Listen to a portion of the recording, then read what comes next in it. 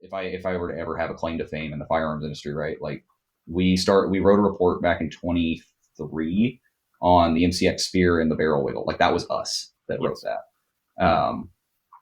And those issues haven't been talked about either. So No, not at all because you get 10 SIGs or 20 SIGs or 50 SIG P320s and you test all of them and all of them work does not that's not exactly what we're saying. All because you have your own P320, you've put 50,000 rounds through it, and it has worked just fine. The problem is this is a numbers game. I believe it was the DoD document that you sent had a failure rate of about 2.4%. yep. 2.4%. That stacks up. Yeah, that's 2.5 guns per 100 guns. That's almost 5 guns per 200 guns. In their own tests, they admit that, hey, one of these did go off, and to then put out a empirical statement that says, no, it's never happened, it's never a problem. Like, okay, guys, pick a lane. We have Army Special Forces units being issued these guns for trials and whatnot. So there are real people in the line of fire with firearms that have inherent design flaws, and that bothers me. And it bothers me even more that we never hear anything about it. You're listening to the Art and More podcast with your hosts, Nathan and BR. Nathan is a Canadian illustrator with a couple years of military experience, and BR is a British anarchist that moved to the States. Both are passionate shooters and community builders. Together, they run the Seaburn art page. Enjoy the show. Okay. How's it going, guys? Welcome to the Art and War podcast. I'm BR, and I'm joined by my co-host, Nathan. Hello. And we're doing a slightly different episode than usual. So, we've done a couple of more journalistic endeavors before. This is going to be one of those episodes, which you might have seen from the artwork, the title, all of that. So, we have just received a big old statement from Sig Sauer, talking about the P320 and the fact that it absolutely cannot fire without the trigger being actuated. Now, do we have that statement on tap? Yeah. I'll read out the whole thing in a second. Because it's a lot. It's a lot. It's quite the statement, and there is a lot of loaded stuff behind all of that we need to address, because like when one of the big companies makes such a defining statement about their guns not having problems when there is I'll just say complicated history behind it, we kind of need to address it. And just to give the whole spiel, when I say this is going to be a little bit different than our usual episodes, we generally run on Jester's privilege.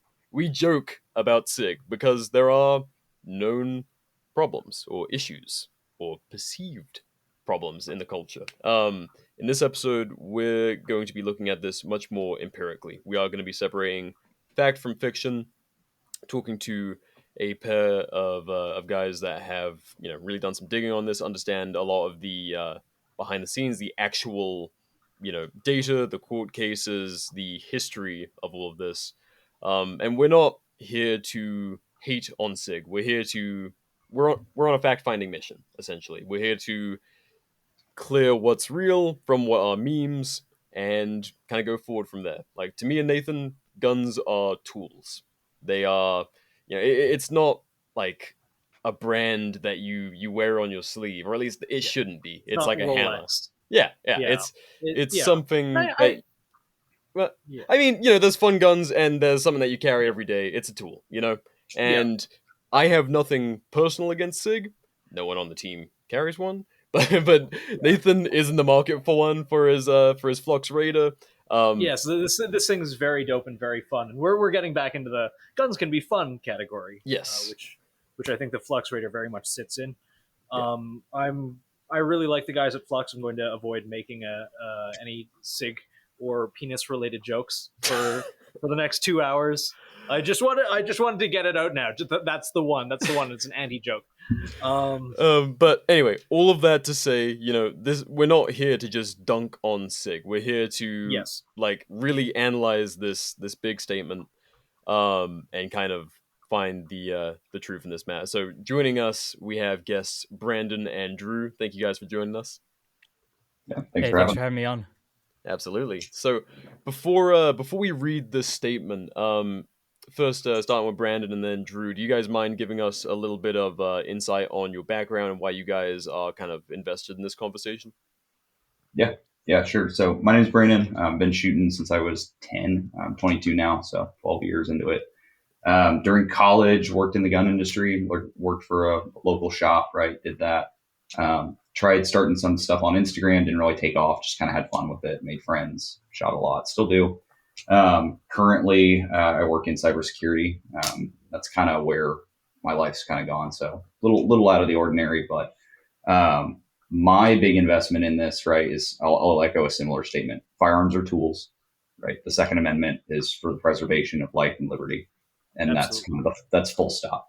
Yep. Um, it's not something that especially when I was working at a local shop, right? You're selling firearms to people who have a specific reason for coming in, whether it's personal defense, life and liberty, um, or they're trying to figure out how to raise the next generation. That recommendation and things that go into that of, hey, I don't know where to start, those can have real consequences. So Yep. that's kind of where I start with it. Drew?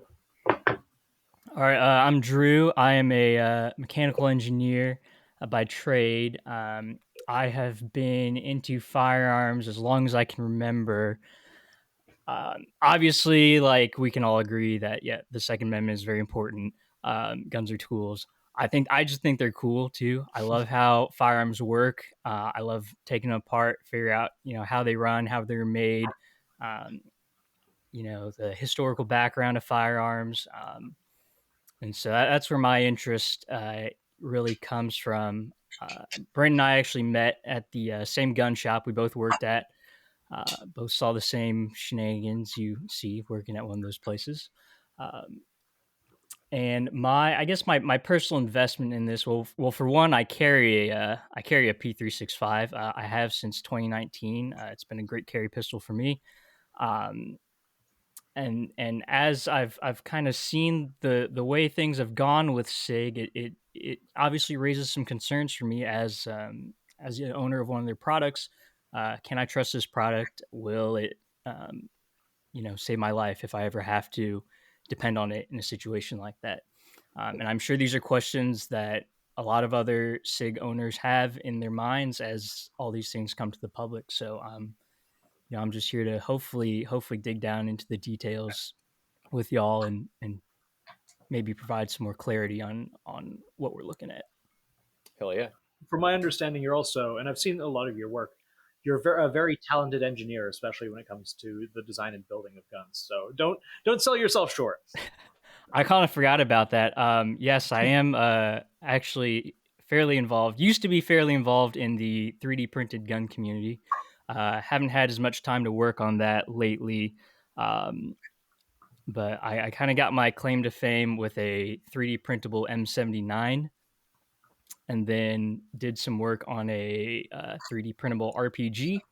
But yeah, as I said, haven't had a lot of time to work on things. I'm trying to get back into it now. But that has been a lot of fun hobby for sure. Hell yeah. Well, we appreciate both of you guys joining us and joining us for a less fun, more serious, but I would say very important episode. This is one of those things that, I mean, because it hasn't really been like firmly addressed before now. Like there's been these conversations have been going on for years, but Sig really put their finger on the scale in terms of like directing the conversation about 5 days ago as of recording, so March 8th. So before we go down the rabbit hole, Sig Sauer Inc.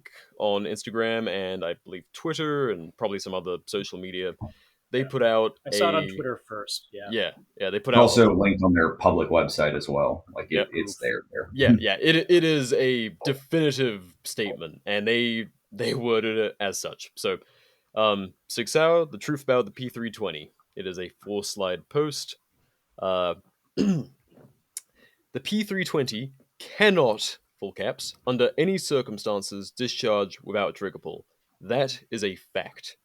The allegations against the P320 are nothing more than individuals seeking to profit or avoid personal responsibility. Recently, anti-gun groups, members of the mainstream media, trial attorneys, and other uninformed and agenda-driven parties have launched attacks on one of Sig Sauer's most trusted, most tested, and most popular products, the P320 pistol. In all cases, these individuals have an ulterior motive behind their baseless allegations that the P320 can fire without a trigger pull. They have no evidence, no data, and no empirical testing to support any of their claims. They instead choose to misrepresent clear, negligent discharges as a, quote, design problem, end quote. In the decade since its introduction, the P320 has undergone the most rigorous testing and evaluation of any firearm by military and law enforcement agencies around the world. It constantly delivers a proven record of performance and reliability through state-of-the-art engineering and documented quality control at every stage of its production. Claims that unintended discharges are anything more than negligent handling and/or manufactured lies to support an anti-gun, anti-SIG agenda are false. Furthermore, lawsuits claiming that the P320 is capable of firing without the trigger being pulled have been dismissed in courtrooms around the country. In addition, multiple plaintiffs' so-called experts have conceded it is not possible for the P320 to discharge unless the trigger is fully actuated. Last page. The rhetoric is high, and we can no longer stay silent while lawsuits run their course, and clickbait farming, engagement hacking grifters continue their campaign to hijack the truth for profit. Enough is enough. From the courts of law to the court of public opinion, we will combat the lies and misinformation with the truth. Sig Sauer stands behind the quality, safety, and design of all of our products, especially the P320.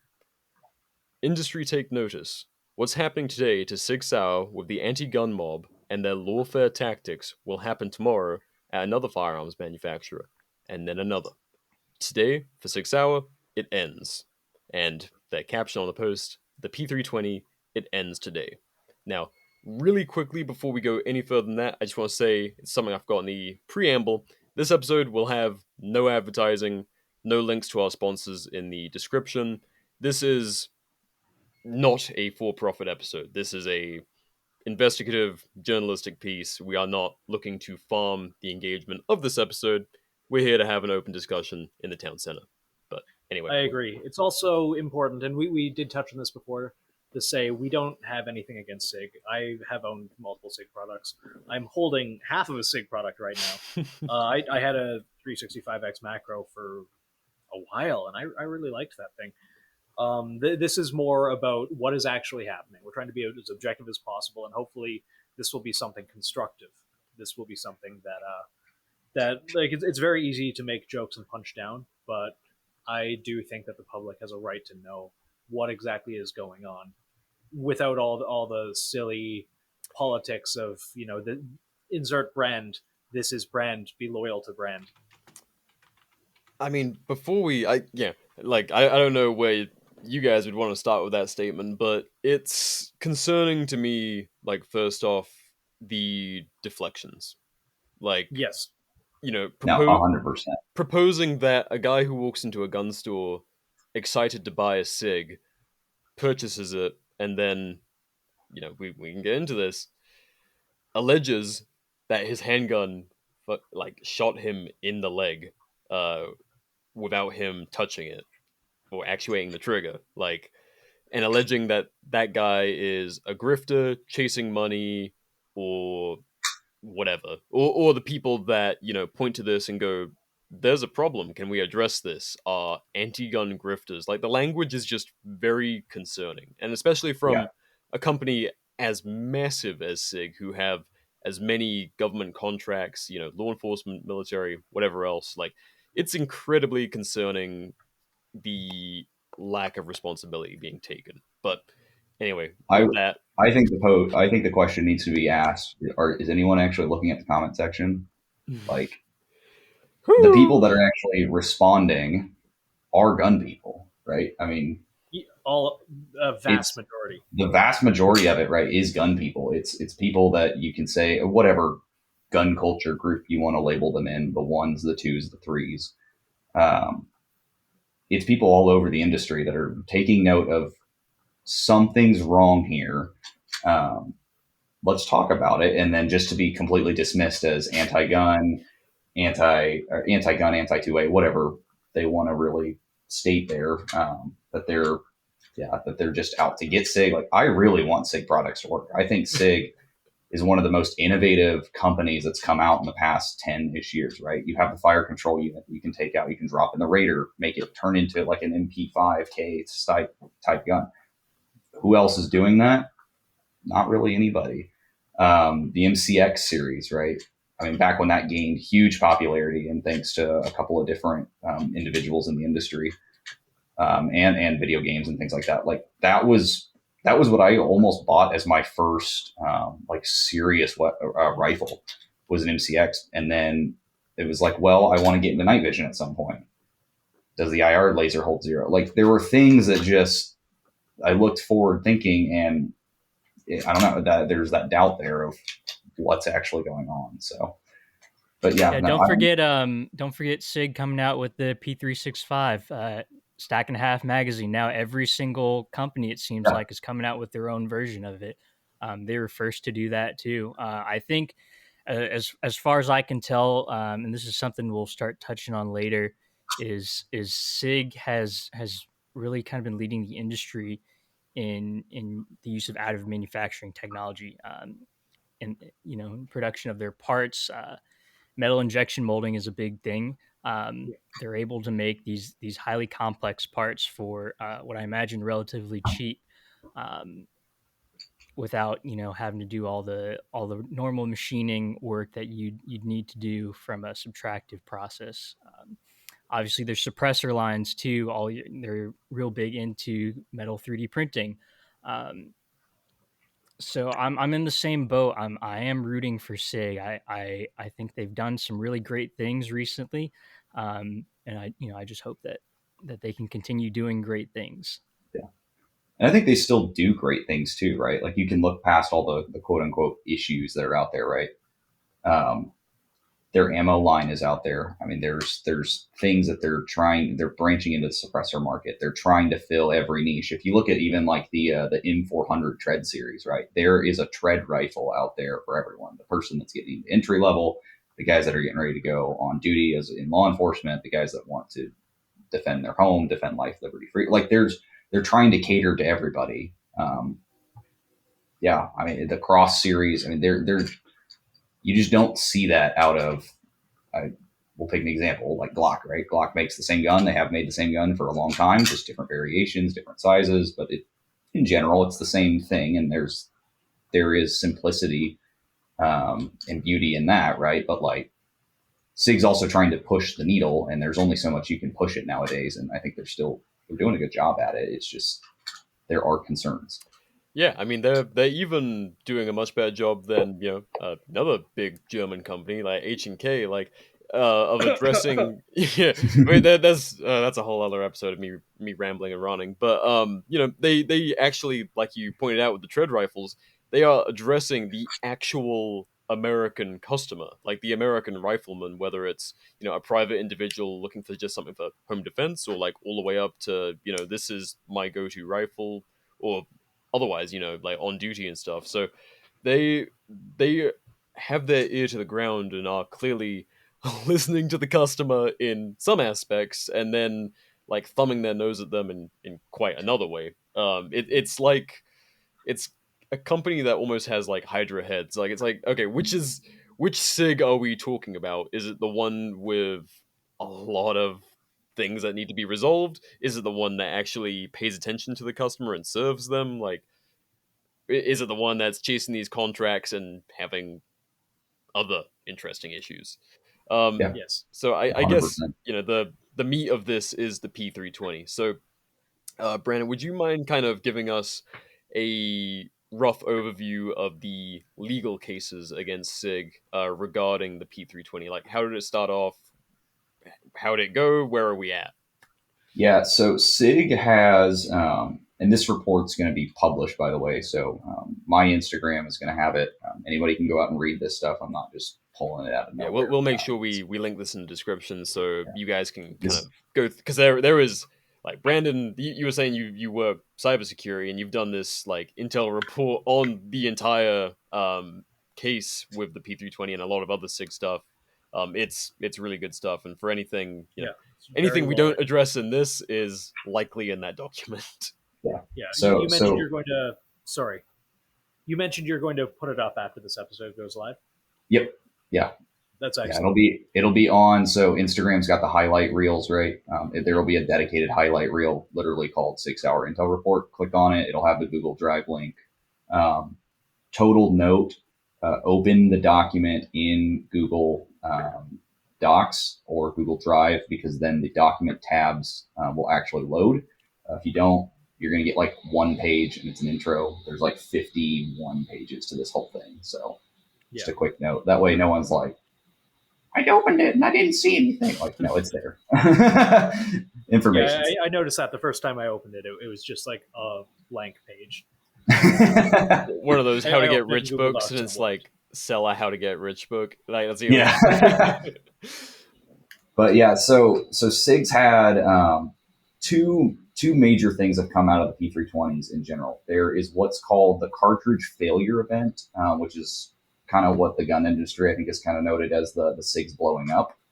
And then there is the unintended discharge category of suits. So a little bit of history on it. The P320 going through the cartridge failure event, SIG actually posted a settlement for that. They have, let's see here, lawsuit alleges that a Sig Sauer P320 pistol manufactured before August 2017 was defective design. They go into this. If you're a current owner, if you own during like these three, this is where you have substance and things to stand.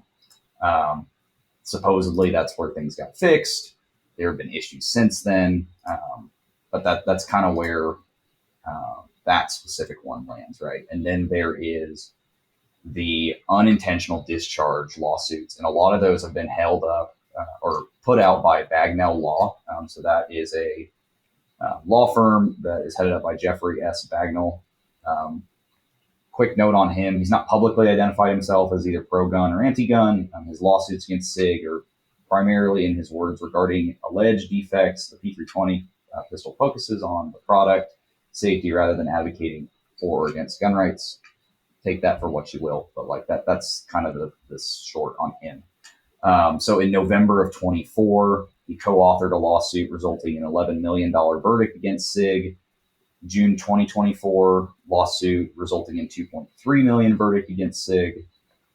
There's a federal judge that found from one of his cases that the P320 fired without the trigger pull. December 2022, Philadelphia firm partners with Bagnell to bring a 20 plaintiff case against SIG regarding P320 injuries to federal agents and others. So that's kind of a really, really brief synopsis on all the different kind of lawsuits that are out there. There are other ones. There are several more on his website that you can go through. There's also in one of the affidavits, they go through all the way back to May of 2018 and list just kind of a timeline in order from May 2018 all the way to August 4th, 2021 of different uncommanded firings of the P320, different examples that are referenced in that legal case. Now, just to pause really briefly, ballpark number on those incidents, like actually listed, that went to court. There was like around 20, right? Yeah, so there's like 20 individual ones, or plus or minus. So I'm not going to count them right now because they're bullet points, but you can read it in the report, page 8, tab P320-M17. But his specific quote in the actual affidavit is, "I'm aware of over 70 reported incidents of P320 discharging without a trigger pull in both its original and redesigned form, with at least many occurring with redesigned guns, sometimes even while holstered, resulting in serious injury in several cases. A representative list is some below." And then that's when he lists out in bullet point order 2018 to 21. And I think a lot of us have seen the videos. Like, Yeah. the worst one I've seen was I believe it was a cop walking around with his holstered P320, no hands even touching the gun, and it fires. Are you talking about the one where they're arresting someone, he's picking up the kid, and because that one I specifically called out in the report. But yeah, there's some other ones as well. Yeah. They all kind of run together when you say cop and 320 going off. Like, Yeah, fair. it's fair reporting Yeah, I a mean- specific department, but yeah, the Yeah. one in the report I specifically call attention to because Sig did respond to it is so Montville, Connecticut Police Department unintentional discharge incident of 2023. So this one, like, dates are important, right? So the incident took place on July 24th, 2023. Sig responds July 31st, and in their response, right, this is the video of the cop is arresting someone. It's like a 7-second clip. Gun goes off, and then it switches to another camera angle, and it's like a wider It's like shot. security camera. Yeah, it's like footage, security yeah. camera inside the PD. And in the security camera, Sig actually takes 3 pictures, and they specifically point out, says, pistol not fully seated in the holster, not secured by retention hood, and that was kind of their defining in their statement. This is why it happened. Yeah, this was negligent. Yeah, their exact quote is, in reviewing the video footage of this incident currently available, it appears that the involved firearm was not fully seated in the holster, and the holster retention hood was not fully closed. Okay, that was kind of that was the story, end all be all, from July 31st until August 14th, 2024. The 14-minute and 21-second body camera footage was released. And if you skip to 8 minutes and 6 seconds, you will see that cop holster flash right across the screen. Gun's fully in it. The hood's locked. And what they were actually pointing to, what SIG is pointing to in their press release statement, is his tourniquet carrier with the cap. Oh, wow. Yeah. So, like, I mean, it's pretty clear. It's something close to like the black box customs holsters that like mount the 110 designs, and then the little Kydex sleeve, you throw your cat in the front. That's what it looked like was on the front of there. That's not really important because it flashes across the screen. You can see clear as day. The level 3 hood is up. It's holsters are not a complicated technology. No, not at all. If the trigger is guarded and the gun is fully seated, like, you're good. Yeah. And there's a lot of, and I lurk comment sections on things like this because I love to be angry. I'm addicted to being angry. And so much talk of, oh, well, obviously they used the wrong holster. Obviously there was debris in the holster. Things like that. It seems very... People have drunk a bit of the Kool-Aid, I think, and they lack a fundamental understanding of how holsters work. Yeah. I would be very interested to see if somebody could jam enough pocket lint into a holster with a firearm in it to get the trigger to go off just by jiggling it around. Like I think that theory of, oh, there was some debris, some piece of equipment was jammed in the holster. I could see maybe some like a sling, backpack strap, something like a strap or something. Maybe. Yeah. Something that goes through it, right? Like, there's But got to be the probability of that occurring is realistically slim to none. Yeah, and you can also see in the badge cam footage of, like, he bends over, another cop like hits the back of what looks like the mag or something, trying to arrest the guy that was causing issues.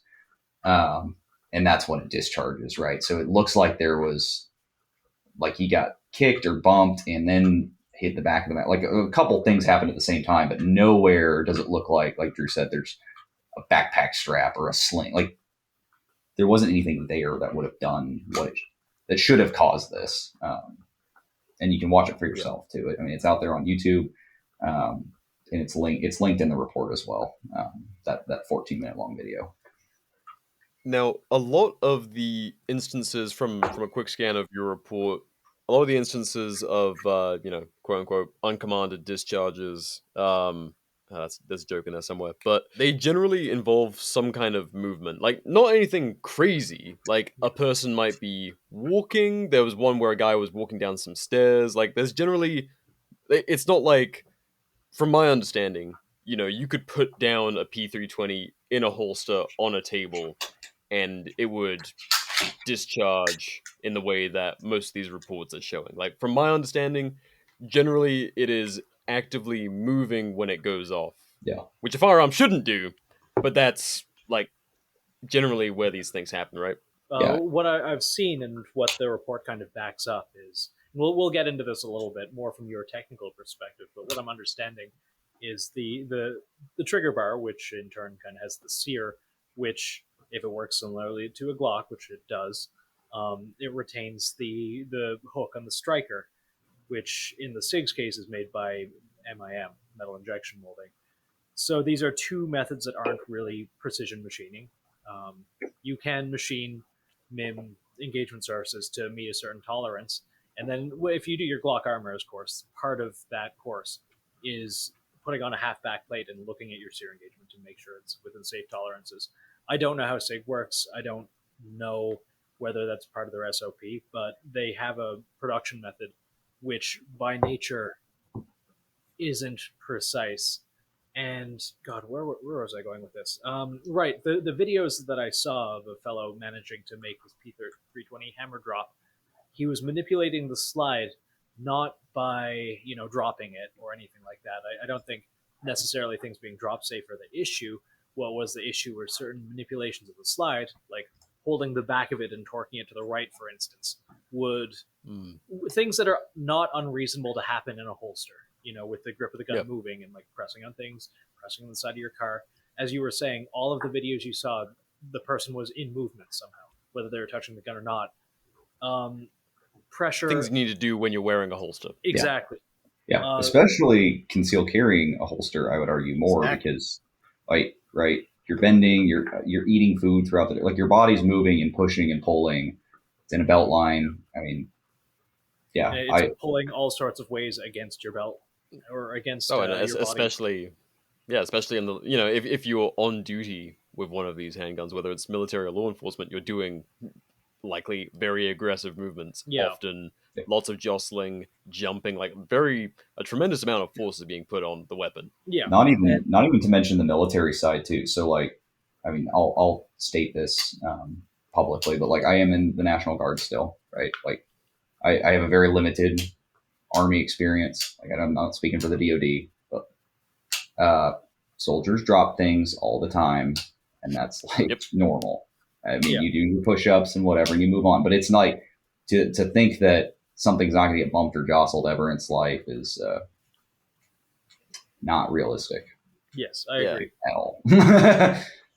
And part of go ahead. Part of it too, right? So like, here's the frame. The sear, you can see, right? The sear actually drops, like it falls down, and that's what allows the striker foot to move. Very similar and even on safe, and we can get into this a little bit later when we go into this specific gun, but like even on when it's on safe, the safety in this M17 is only blocking the trigger from being moved. The sear can still move. You can push on it, and it'll start like fluctuating movement.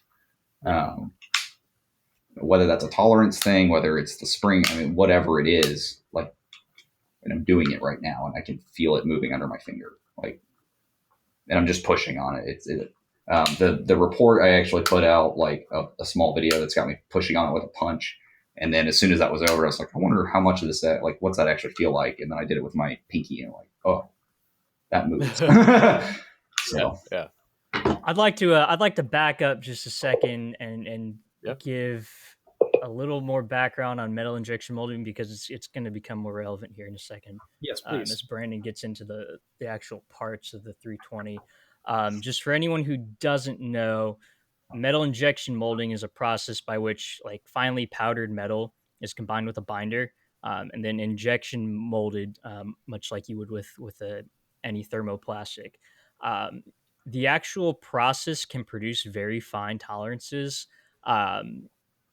A quick search probably shows about plus or minus 0.5% of the nominal dimension that you're shooting for.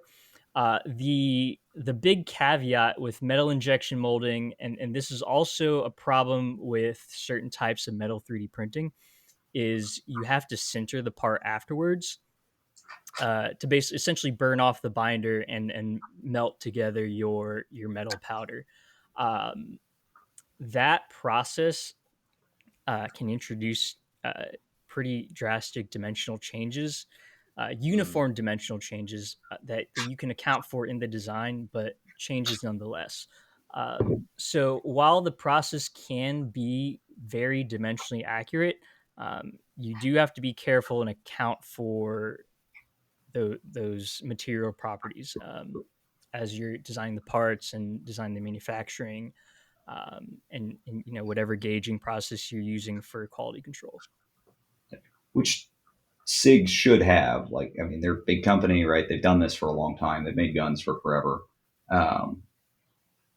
But like things fail, right? We're all people. Quality control slips. I mean, there are ways that you can say, yeah, everything's going to be perfect, and then it just doesn't happen, right? And I think part of this whole discussion too is I look at how many 320s haven't gone or had issues, and then look at how many have. There's definitely a skew, right? Like a lot of them work. A lot of them I think work fine. It's why are some of them looking like they're having some of these weird issues? Yeah. It's I also think that something that a lot of people forget, and I saw a statement today of all places from a company that I won't name, and they had a very public statement about, we are very confident we cannot make the P320 will not go off. We have done rigorous testing to this platform. We have done, so and so and so and so and so and so.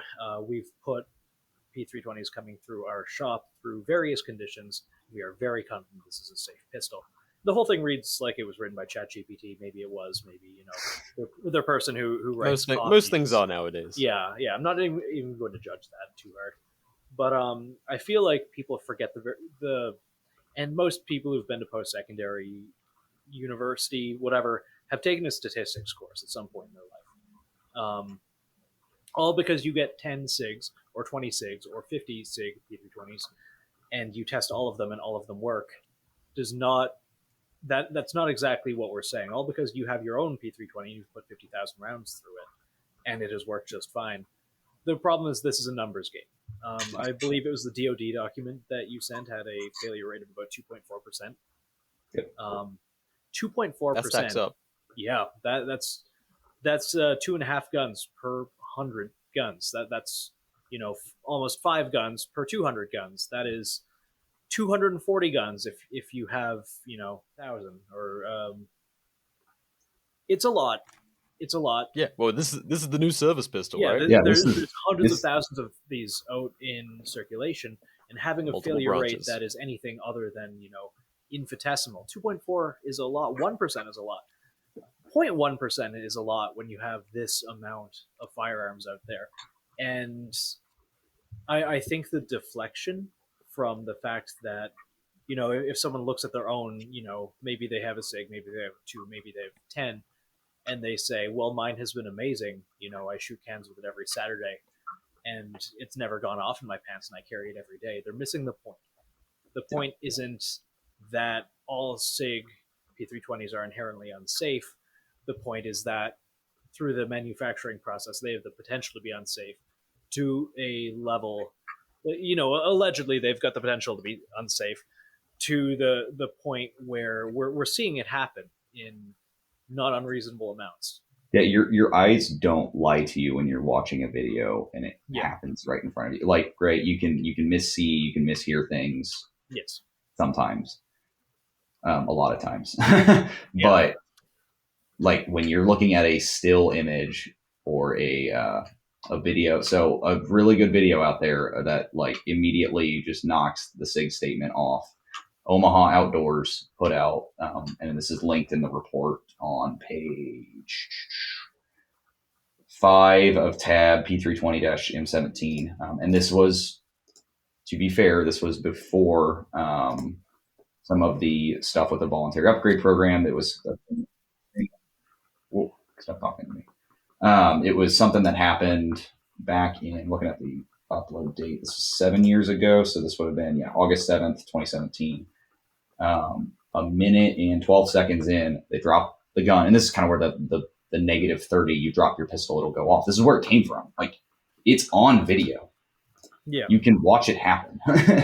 And to again, put out a statement that's all encompassing and say verbatim, the P320 cannot, under any circumstance, discharge that trigger pull. Like it does. It has. Yeah. It's there. Yeah. So. Yep. Yeah. And then going back to what you brought up about statistics, I think is real important because that is a double-edged sword for people doing these tests in favor of the 320, and then also people who are really trying to get it to fail, and maybe they succeed. The generally, I think off the top of my head, it's you need 30 samples to be considered statistically significant, and then if you want a 95% confidence in your results, I want to say the numbers around 400 samples. Um, nobody has the time or money to do 400 samples of this type of rigorous testing on the guns. Sig, I'm sure, has done, as they said in their statement, all sorts of tests, anything under the sun. But to do it to 400 different samples at least is I'm sure a tall order that naturally a company has to decide between, cost and data. Uh, and then of course, I don't think any of these other channels or independent testers, independent companies are doing tests on 400 of Hell no. this, 400 P320s. Yeah. And to back up even what Drew said, right? Like Sig did test this back in 2017. So there is it's article out on soldiersystems.net. It's on page 5. But Sig did test this. So this was testing since 8-4-17. They did 2,200 drops, so that's far exceeding DoD's standards, I think is what they were specifically comparing to. But in that test, and granted, this P320 had been dropped, this specific one had been dropped 130 times. But again, holster wear, moving around, like you're bumping. If you're issued it, right, you drop it and you do push-ups, right? They had a failure. They had one ignition from that specific gun that was dropped more than 130 times. Again, they have a whole testing thing, but like in their own test, they admit that, hey, one of these did go off. And to then put out a empirical statement that says, no, it's never happened. It's never a problem. Like, okay, guys, pick a lane. Yeah, no, and you nailed it right there. Like, that testing invalidates this statement, and it doesn't matter. Like, Drew brings up a great point about guys doing testing on their channel with like there's confirmation bias one way or the other when you have 1 or 10 guns or whatever. Like, guys are looking for either a negative result or a positive result. Like, there's very few people who just want to be like, I have zero opinion. Let's test this thing. It's they want shock one way or the other. Sig actually going for like genuine results, like standards that they can put out there and swear by. They got those.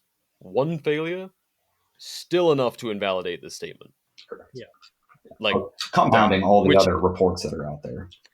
Yeah, like that one fact like cracks open the door for all of this other data to like really seriously be looked at. I'll make a comparison because I have I'm not in the industry anymore, right? Like I have no meat to bear, right? But okay, so Daniel Defense, right? They had the Hudson 9 that they bought and then brought back out under the H9s. Yeah. Yep. When they had problems, they addressed it. And they still put out a few not statements, but posts here and there of like, hey, we went back, we fixed what people were reporting. If you have issues, call us. Like that's cool. That's cool to see a company that, I mean, that's how you should address it. Yeah, that's how you should address it, right? Admit there was a problem and fix it. That's it. That's all anybody really wants. And I'm not an H9 fan, right? Like I shot it. It was cool, but you can buy certainly one of the guns of all time. Yeah, you can buy 3 Glocks for the same price, right? Like it's one of those like, yeah. But that was cool. That was something that it's honesty, and it was taking accountability for like, yeah, even though we did all this testing, it went out to production. There were some problems. We'll fix it. We'll take care of you. Cool.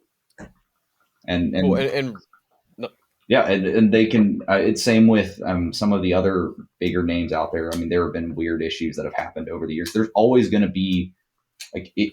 People get wrapped up in the brand loyalty. I think a lot, right? Like my very first bolt carrier I purchased was a BCM, and the extractor was mismachined to where it wouldn't like you couldn't actually pop it out, and it was once it was out, it like would not go back in. And like Fantastic. it was clearly like there was an issue in the tolerances, right? I mean that's a problem. And but I submitted a warranty thing, and they're like, yeah, that's a problem. We'll fix it. We'll replace it. Whatever. And cool. Like there are going to be issues out there. It's some of the branding comes down to what are they going to do about it, and how likely is it to happen. I mean that's why like people didn't buy or looked at PSAs as the poverty pony for a long time, or the Andersons as the poverty ponies for a long time. Because right, it's $500. Okay, how many issues are you going to have for $500? What's your level of risk that you're willing to um, what's the level of risk you're willing to take?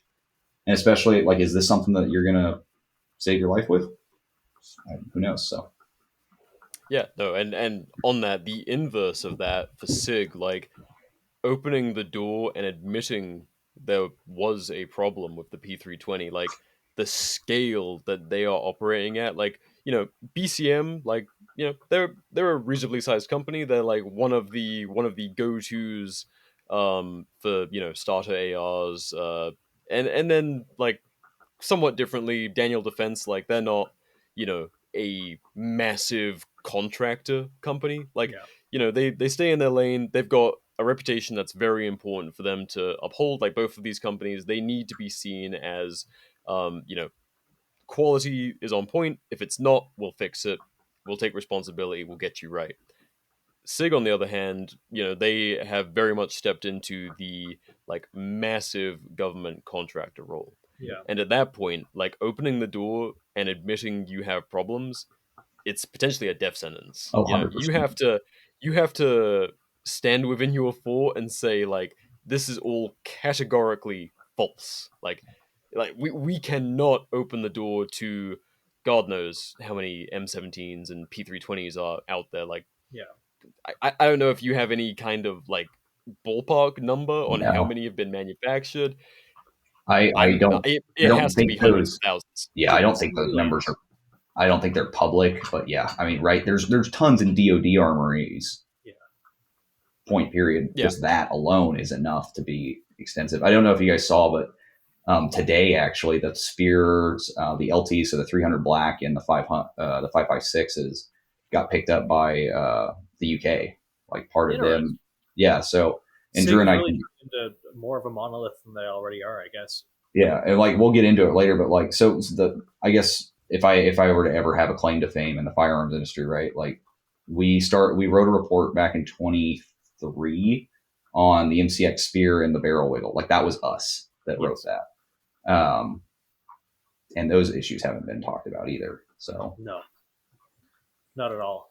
And the people doing supply and procurement and everything else, ignoring the rumors of the government to SIG pipeline in terms of the DoD and who works there. Somehow that's barely relevant in this completely separate, like it's a little relevant, but it's just two big issues. Yeah, I don't want to say anything that I don't have the paperwork in front of me to prove. I don't want to say anything that is Yep. not verifiable, but I do believe this is quite verifiable. But my beliefs, There's questionable stuff. yes, very, very, very much so. I do feel like those people aren't in the annals of Instagram gun world, and a lot of this stuff. Sig does a very good job kind of pushing it down, making it so you really don't know what's what. While we're talking about it, I think it'd be nice to we could just reference an existing example of the U.S. military buying a massive contract on handguns that had failures. I've got it pulled up here from the Government Accountability Office. So in the 80s, the Army contracted to buy 321,260 M9s.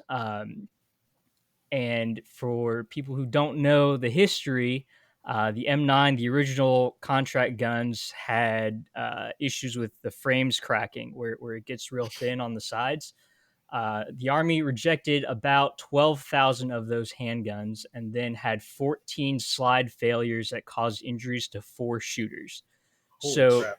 So there's already an existing very similar case of a massive military contract that had issues that were addressed. So let's just take that 12,000 guns that were rejected for the cracks, not necessarily for catastrophic failures. It's That's about a crazy amount of about a handguns. 3.7% rejection rate. 14 slide failures is a minuscule number of catastrophic incidents. Now, you mentioned earlier that 2.4% rate Yes. from the DoD report. Yep. So if we were going off the M9 numbers, I don't know how many M17s, M18s the military's purchased or contracted for. Going off the original M9 contract numbers, that's about 8,000 handguns that would have experienced these catastrophic negligent discharges. That's a lot, and negligent discharges, as we all know, are dangerous. They do result in injuries, as you'll see in this report. People have been injured by them, and so even these, what we might perceive as small failure percentages, do impact people's lives. Yeah, every single one has the potential to be a life-altering injury, and some of them are. Very much so. Yeah, and especially we can get back to the lawsuit side of things too, right? So the the people that have sued, that's why, right? They got shot. Yeah. I did find a number. The Army plan is to procure 421,000 weapons in a total of 195,000 for the Army, 130,000 for the Air Force, 61,000 for the Navy. That's the M18 compact only, and 35,000 for the Marines. So that's a tradoc.mil source. So that's pretty decent number. So really, what the rate would be actually more than that, right, Drew? Oh yeah, the actual percentage number would be a lot more than what I did based off the M9 contract.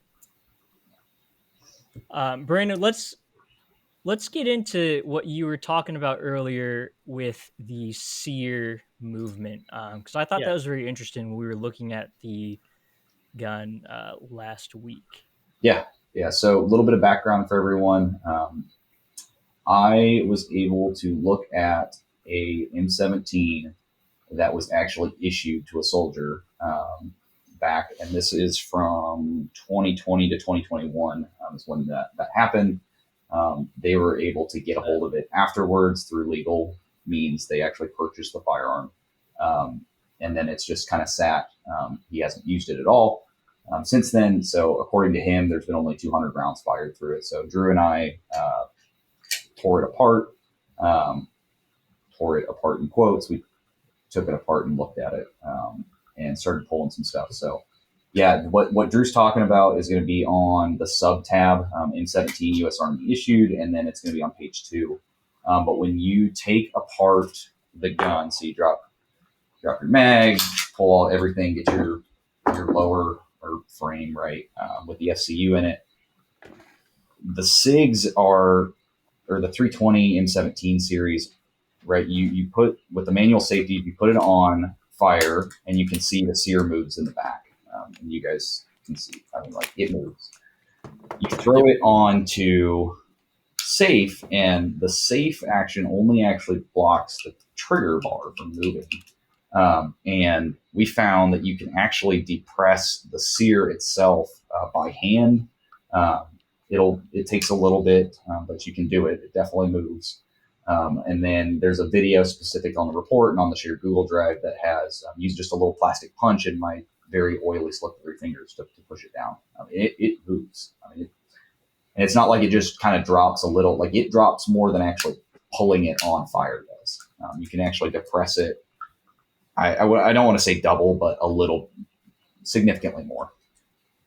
Now, for reference, in a standard Glock, you can move the trigger bar. Um, I've got a frame right here. You can move the trigger bar without depressing the trigger. It does contact the sear, but it's not dropping it. And so I think that's a big difference between the 320 and most other striker fired handguns, is that the sear can move in a way that could render the firearm unsafe, without any input from the trigger. Yeah. Right. And some of that comes down to, like, there's springs in there. Springs wear out over time. Things move. I mean, parts. There's wear and tear on guns. You're rubbing metal back and forth against each other. Like, tolerances are going to open up a hair. All of us know, like, most cops don't shoot their guns, right? Yes. But if it comes with some of the tolerances already loose because of a batch issue or whatever, and that can, I mean, who knows? There's no, like, definitive, this is what causes it, but right, if something's off, it's off, and it's a potential problem. So yeah. So outside of the additive manufacturing angle, are there any other like strong theories on what the primary issue with the P320 is? yeah, so it is specifically referenced. So that Bagnell Law guy, right? So he got countersued by Sig, and Sig's big countersuit was basically he took CT scans of a P320, and then he had someone commissioned to do an animated rendering of it. And Sig was like, "Hey, this animated rendering is crap. It doesn't actually show what happens. Here's our screenshot showing the discrepancies." So that was. Give me a second to go pull dates. Yep. Sig's countersuit is March 8th, 2022, and there's an article on the Firearm blog specifically dating that, right? A few months later, compiled on August 15th, 2022, and then actually published December 16th, is a report from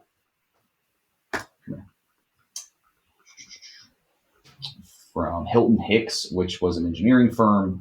This document is about 33 pages long, and it takes the CT scans and it shows, like, here's everything. They got pictures of Sig's actual drawings, comparing tolerances, all of that in this report. So there is a striker block safety, right? It's in the slide on the, like, this little striker kind of housing, and it's a lever that will actually, like, hook into the sear and raise up out of the way. In the one that they took apart, as they were taking it apart with lawyers and everything present, there is a brass shaving that is stuck to the rear of the firing pin in that channel. And then the actual hook itself was slightly out of tolerance. So, and there was a few other parts that were slightly out of tolerance as well. And again, I don't think it's one of those things that you could definitively point to, like, this thing, this thing, this thing. It's a combination of a bunch of different small things that look like they're adding up in the right circumstances, that there could be a problem. And that's kind of just it, right? It's you do the right thing at the wrong time or the wrong thing at the right time, and it can happen. But there, in this engineering report, their specific quote was, several quality and defective issues were identified in this report that prevent the firearm to reliably perform as intended under normal usage and conditions. Skipping down to their 0.7 on the last page, due to these issues, the redesign and voluntary update program initiated by SIG has been ineffective in eliminating uncommanded discharge of P320 firearms. And they give about 6 actual, here's what we found, reasons as to why things that we've noticed that don't quite add up. Yeah, and it's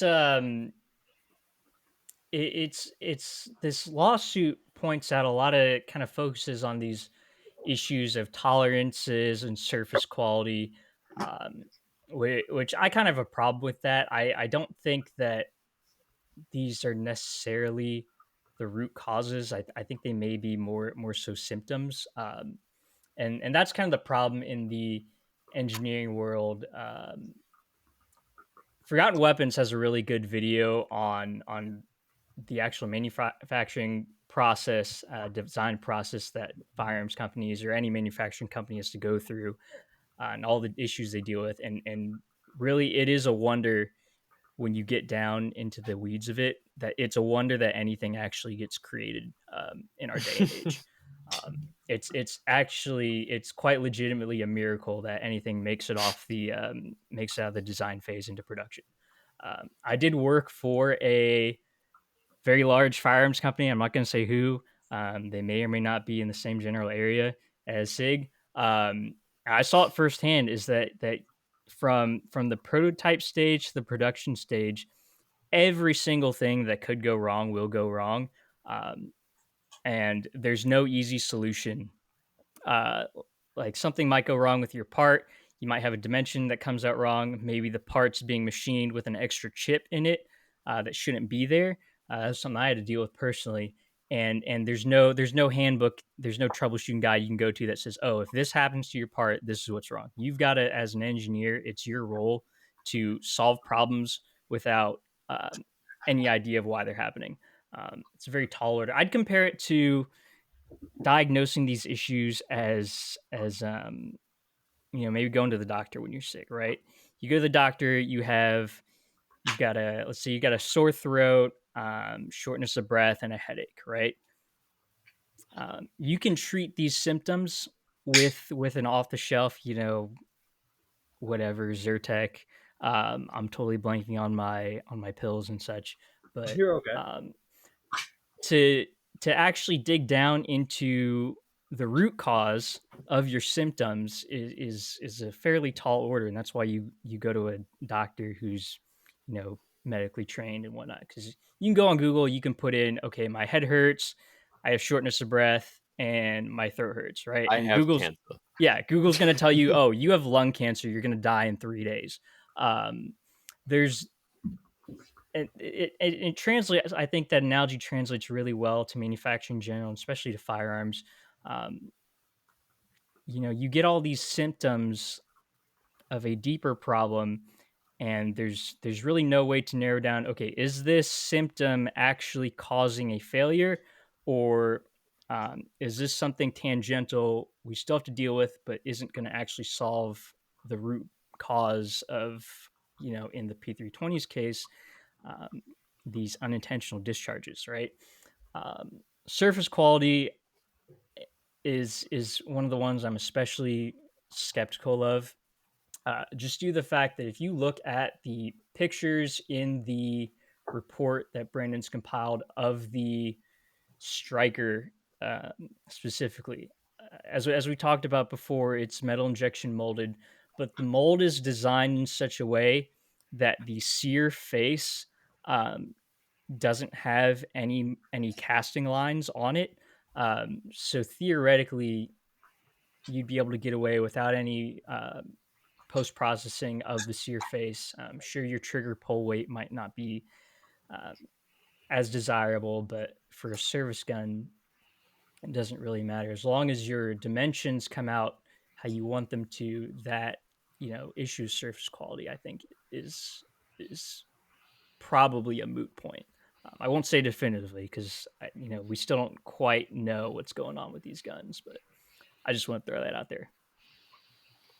No, that's it's good context, and like that's kind of the craziest thing is like Brandon, how these go back to these issues go back to 2018. Like what they Yeah, start? When did they 2018, start? I think is what one of the suits.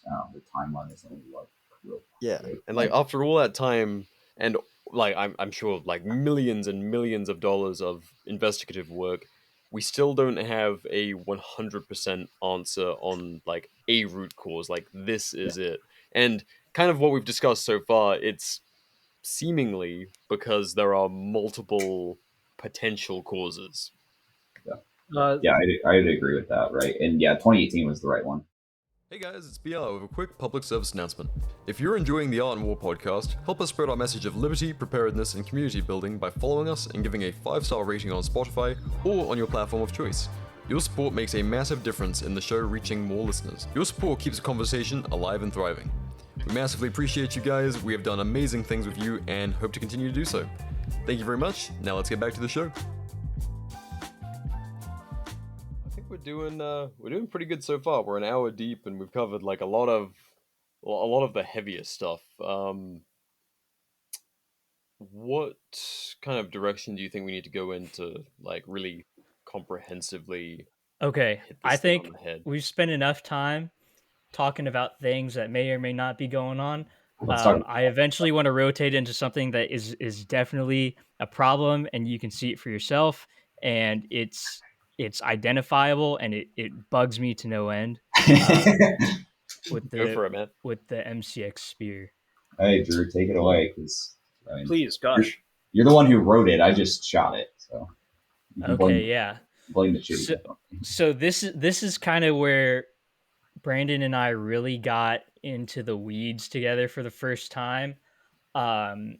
Was back, I guess it would be 2-3 years ago, when it was all over Instagram and Twitter. Oh my God, the new Spear LT, the handguard flexes. Okay.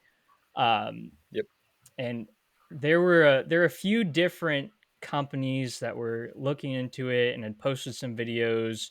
I can't remember who it was. Brandon, you have to remind me, but they had a series of videos they posted where they had mounted they'd mounted a laser to the handguard and then one to the receiver, zeroed them together, put pressure on the handguard, and showed that not only did both lasers shift, but they stayed in the the misaligned position.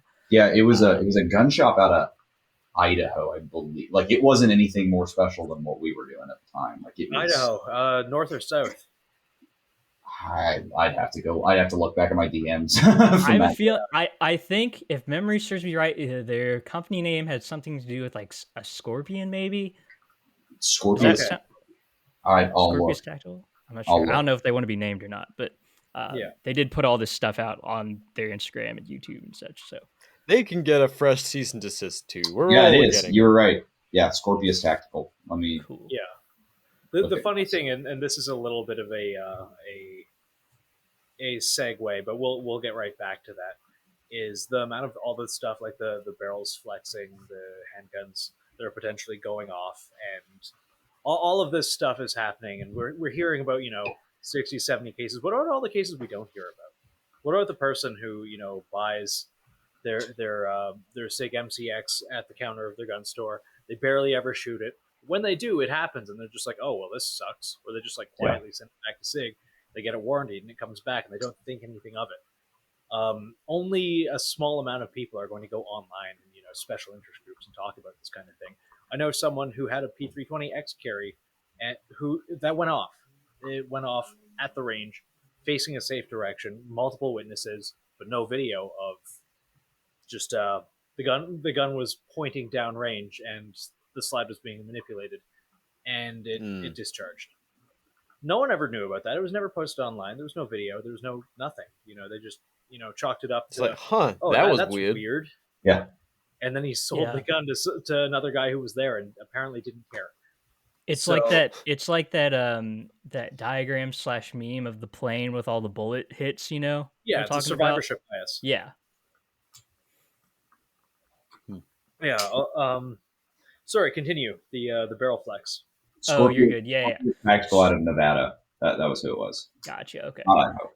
Yeah. So Brandon and I sat down because at the shop / range we worked at, they had just gotten in some of the new Spear LTs. At the time, we didn't have the 277 or 308 Spear test. It was the new hotness. Yeah. And so we just took it down from the rack, and very, very easily, you just press your hand. Obviously, people seen the videos and the pictures. You can press your hand on the barrel and press your hand on the handguard and push.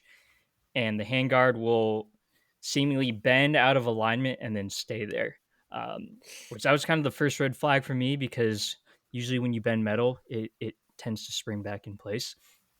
So after a quick kind of look at what was going on, it's just the way the handguard is retained into the receiver. For people who don't know, there's 2 screws that go in on each side of the handguard into the receiver, and what's happening is you can torque those screws down to spec. You can even torque them past spec, although I wouldn't necessarily recommend that. And you can still put enough leverage on the end of the handguard to slide the handguard beneath those screws. So right there, not a very solid lockup. Not good if you got night vision, you're running a laser. Um, you drop your rifle, you bump it into something, Yeah. you're going to lose 0. Um, what we then found in our testing was we wanted to make sure to cover all our bases and see if not only the handguard was flexing, but also if the barrel was flexing. This is where things got really interesting. So what we did is we checked the receiver up in a vise, the upper receiver, um, and hooked up like a fishing, like a digital fishing scale to the end of the barrel, and pulled on it, 5 pounds of force, 10 pounds of force, 15, 20 um, each time. So like back up, first we took it out, zeroed it. Brandon shot it. He's a much better shot than I am. um, Got some pretty decent groups, and these are all in the report, the pictures of these groups. Then we took the upper off, put it in the vise, and put the force on the barrel. So nothing contacting the handguard. We already knew the handguard would bend, whatever. What we found is that by putting pressure on the barrel, your groups would shift in the direction that the barrel was pressed, and they would open up. And this was a Holy very crap. consistent result we observed in our testing. The thing that sticks out to me is it's absolutely a problem with the way the barrel locks up into the receiver. Sig has a really innovative design that, if I'm not mistaken, has been around since the original MCX Virtus, where it's just two torque screws you can loosen. They're captive, and the barrel, for lack of a better term, the barrel nut assembly. It's not a nut; it's 2 clamps. The clamp assembly loosens, and you can pull the barrel right out. Um, Obviously, the rest of the receiver is aluminum. Those 2 clamps are made of some type of steel. Um, and what we believe is occurring is when you put pressure on the end of the barrel, there's enough leverage against those clamps to shift the barrel inside um, of the receiver where it's sleeved for the barrel to insert by the chamber. Um, and the most concerning thing is that it's not springing back into place like you'd expect with a metal in elastic deformation. So there's something going on where the barrel mates to the receiver, where you can put enough force on it to essentially, what I'd assume, deform the inside of the receiver just enough to throw off your groups. And then, Brandon, I don't know if you have it pulled up already, but if you could read off um, the data for how much it would shift and what our MOA Yeah. was looking like. So I let's can't, see here. Do you have I a? can't remember who did it, but I remember the when this whole controversy dropped initially. I think it may have been Lucas from T-Rex. He pointed it out like Yeah. probably most popularly Yeah, in the I early days. believe he had a video of taking an MCX and moving the barrel around by hand. Yeah. He'd Yep. push it to the left and it would stay that way. Push it back to the right and it would just stay that way. Yeah, so I think I saw that one first, and then I saw the Scorpius video that someone either had reposted. I saw his first, and then I saw Scorpius's second, and then that's when I called Drew and was like, "Hey, we have one on the rental fleet that hasn't. I don't think it had more than 100 rounds through it at that point."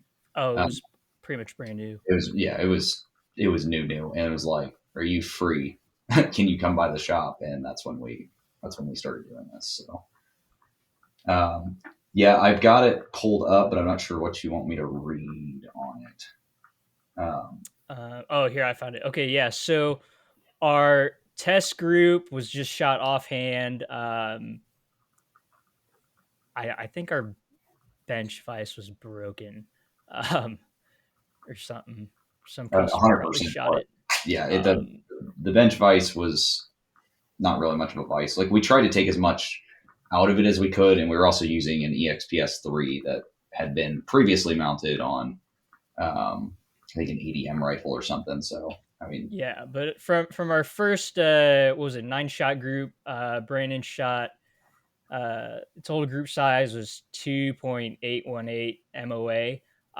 Then after putting pressure on the barrel, we um, observed a shift up to 5.396 MOA, and then a horizontal shift of 1.7 MOA on our left bias test and 2.677 on our right bias test. And that's significant. That's just a random sample group, just like Yeah. an MCX you had. Yep. yeah, that was a random sample group with a red dot that anybody can go out and like reproduce those. I mean, you can go out and try it. And so, speaking of reproduction, I stopped by a local shop today before we all came here and to do this. Um, and one of the 13-inch barreled MCXs was in stock, so the pistol version, right? Um, and it's the bigger caliber, bigger handguard, all that, right? You can still do it. It's less, Oh it's man. significantly less, but like it's still present. You can put your hand on the end of the handguard, take your thumb and push, and you will watch it move. It's not a lot, not as much as a 16, right? Because there's extra length and all of that, and it's going to be exaggerated, but like it's still clearly visible. It's there. Like, Man, if you're a guy working at a gun store and and you see a guy like kind of knowingly grab one of those off the shelf, you gotta be like, dude, please don't. yeah, yeah. I kind of got that look, but it's one of those things, right? Why are these rifles being produced? Right, the MCX series. Yeah, without this being amended. Yeah, and well, not just necessarily that, but like the Oh, MCX you're talking about the purpose. isn't a toy, right? Like it's produced almost explicitly with like the military contract, the law enforcement Hmm. contract, the serious citizens, the whatever you want to call it, whatever group. Yeah, It's 100%. it's produced with the serious end user in mind. That's probably mounting a good optic to it. That's probably at some point going to mount night vision to it. Again, there's issues. It's not ever been publicly addressed by SIG, at least to my knowledge. I don't know if you guys have seen something weird out there in the industry, but right, like I remember specifically when we wrote this, we sent it to a bunch of people in the industry. This report did end up making its way to Fort Bragg, to a high level unit there. We got some confirmation from that.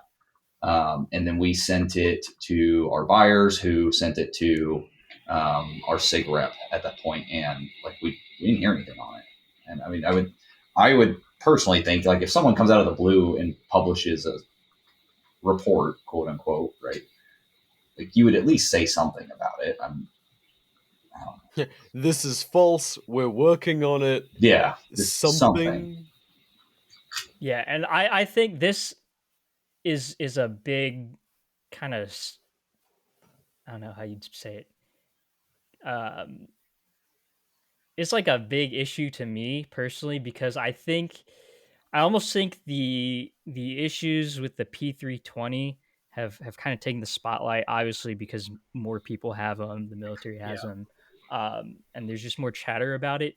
When this issue with the spear um, is verifiable, it's documented.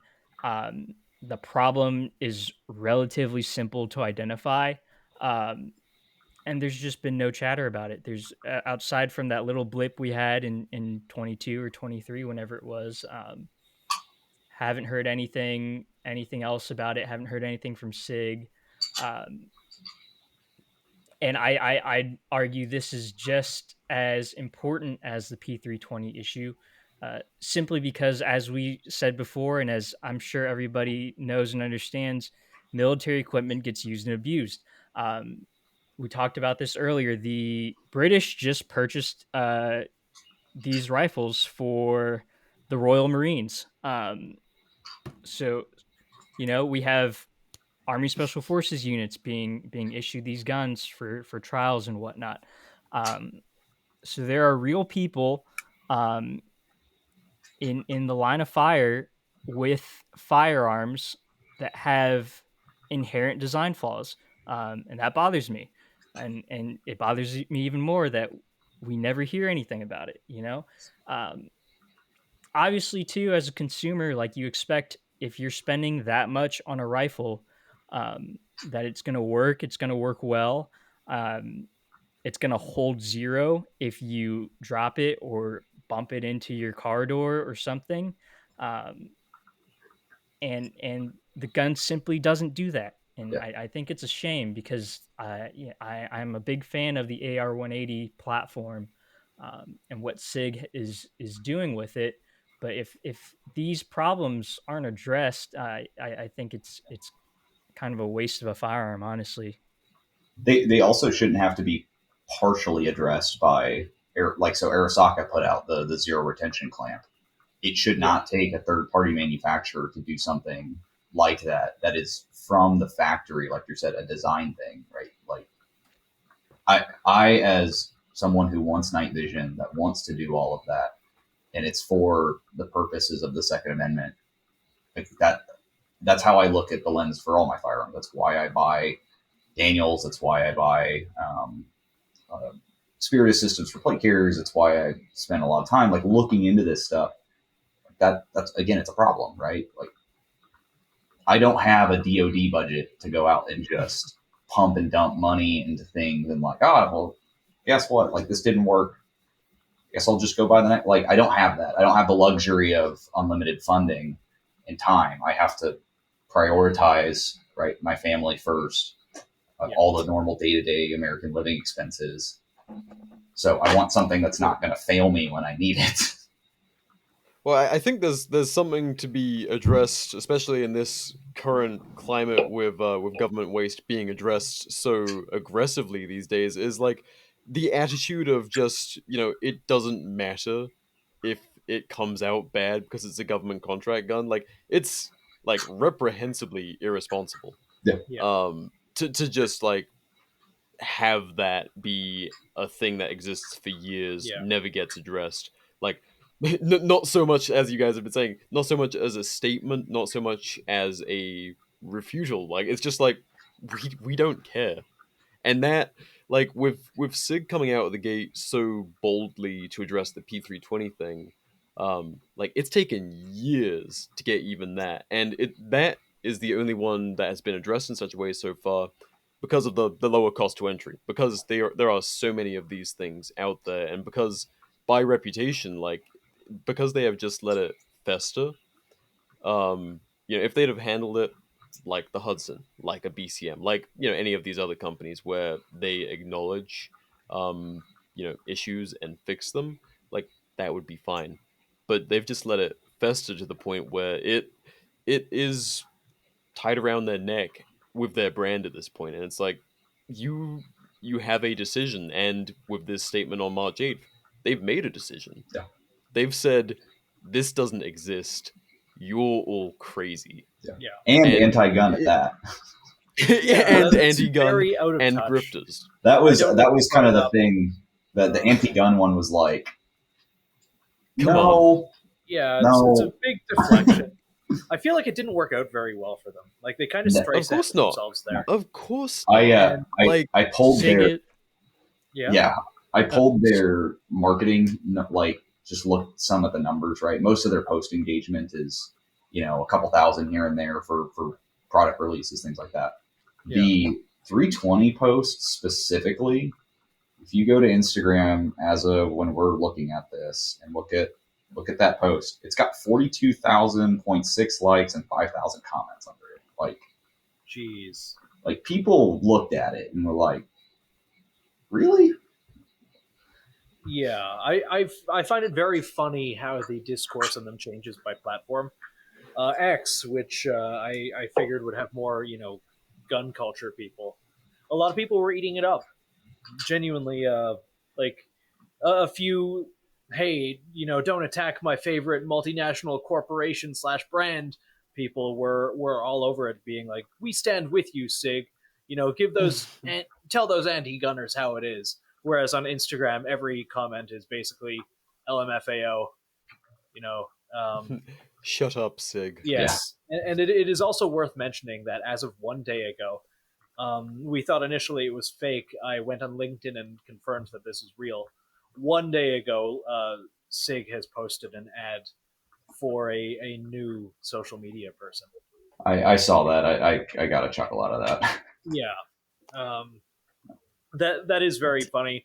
I do think a campaign that serious probably didn't come from the social media person, No, but that had to with be that had to be approved by somebody in the legal department. yeah, that Absolutely. that And came if it from wasn't, yeah, and Yeah. if it wasn't approved by numerous people, that's gross oversight. absolutely Oh yeah, because as we've addressed in this discussion, like to have historical reports that conflict with this statement, yeah like good lord. yeah Yeah, and that, on top of that, right, to be okay, let's take it back to the local gun shop, right? yeah You're new into guns. For some reason, you caught wind of this. I don't know. You wanted the new service pistol because that's your thing, right? yeah And you come to the local gun shop and you don't have as much experience. You don't know like the internet gun culture, all that. But you did see that Sig released a statement and said these are safe, and you bought one, and you happen to be the lucky 2%er out there. Like, I mean, there are some possible real world consequences to some of this stuff.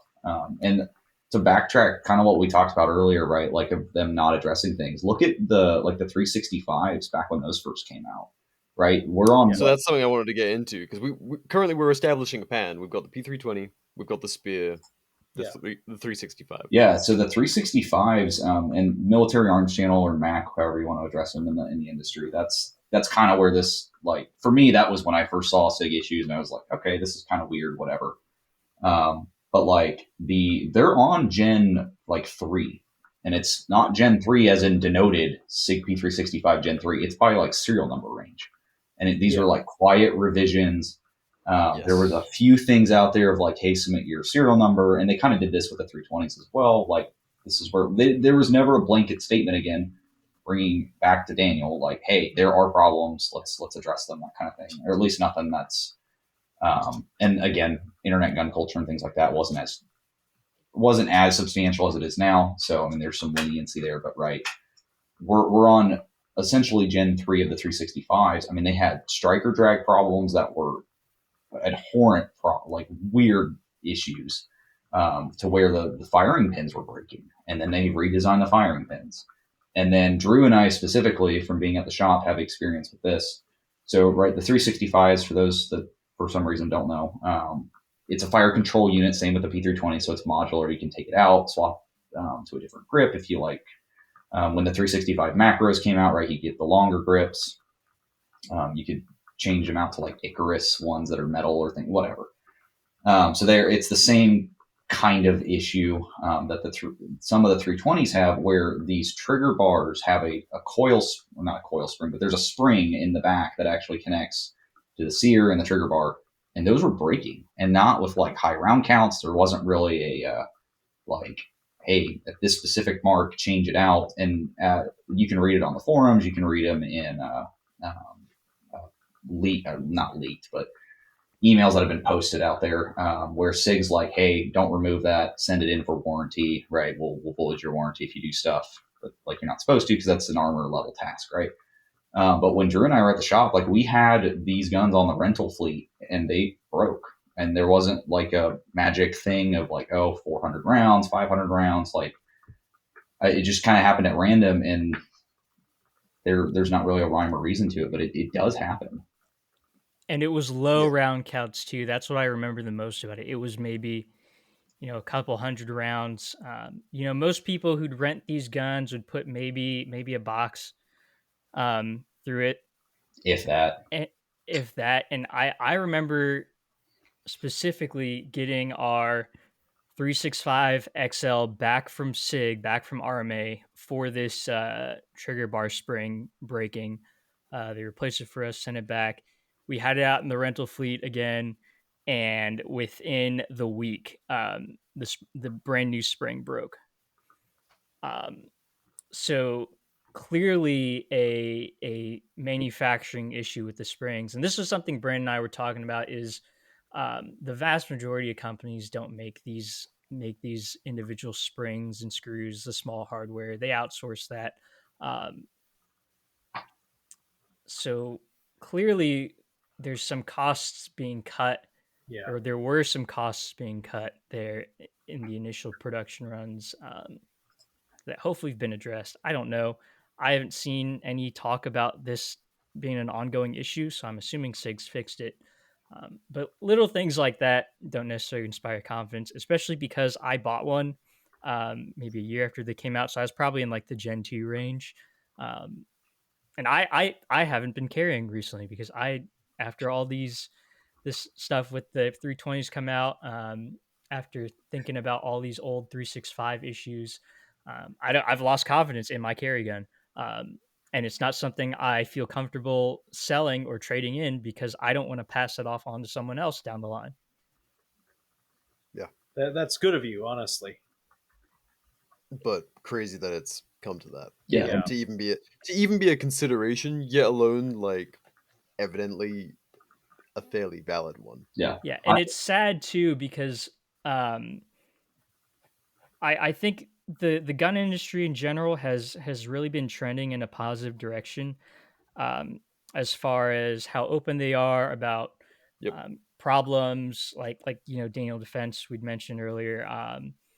Even just in their production prototyping phases. I mean, look at Palmetto State Armory. They're constantly posting video updates on, hey, this is where that new project is at in our design phase. Here's that STG 44 we bought. We're not going to be able to bring that to market, unfortunately. It's going to be too expensive, and then on the flip side, you still see these companies dragging their feet. Dead Air comes to mind with their suppressor maracas. KUSA, that's another one. They were doing real good for a while, started having quality control issues, and the company fell apart. They weren't being open about it. The internet, the gun internet community is a really strong force in the industry now. We as consumers can really have a voice now. I feel we can really drive, what products we want. The gun industry as a whole has been very receptive. I mean, just look at the most recent SHOT Show, all the new products coming out that people have been asking for. But there's still companies dragging their feet in that old kind of mindset of, we're going to do what we want and we're not going to talk about it. And if you talk about it, cease and desist, Yeah. Oh, we'll be waiting for it. Oh gosh, I'm gonna frame it.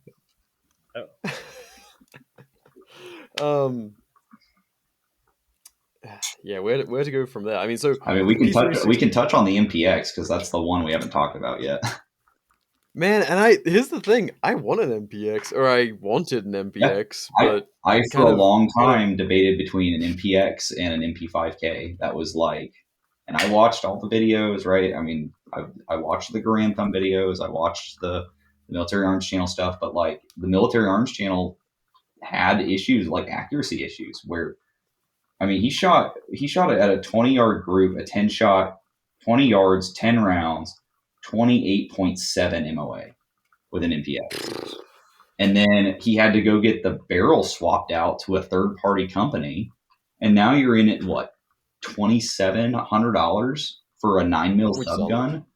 Yep, that's a hell of a lot. Like, and the MP5 is expensive, right? But like Zenith, new production, US-made Zeniths, right? Or the MKE ones imported from, I like, think you they can, used to be made by MKE in Turkey. yeah, they used to be the importer, or something fell through, and then Yeah. they started making their own stuff. And like, but you can get those at a fraction of the price, and they're not having these issues. I mean, it's just,